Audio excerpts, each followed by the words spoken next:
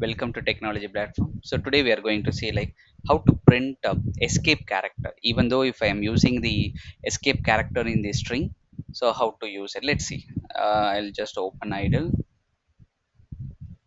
So why I used to do like this, let's see. Now before that, if this is slash n means it is enter key, right? And slash t means it is a tab key. So just remember this. Now let's see. Now str input equal to print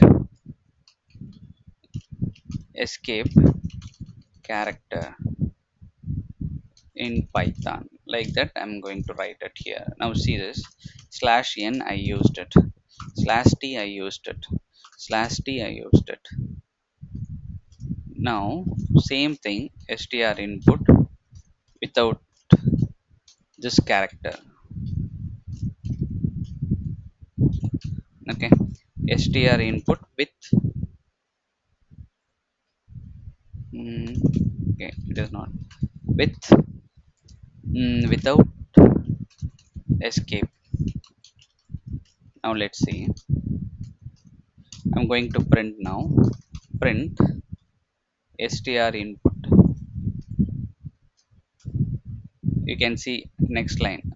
It print, after print it goes to next line, and then here you can see one tab. Here you can see one tab because we used slash t here, slash t here. Now we can print it. The second string.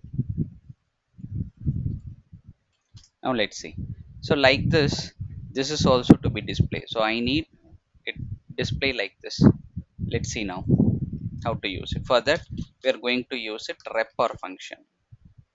Now I'm going to use it print repr and then str input. Now see this, you can get the characters like this. It is not behaving that enter key behavior or tab key behavior. It just simply display what we used in our escape character.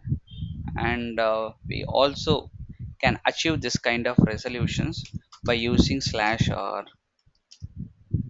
slash on. Let me show you like print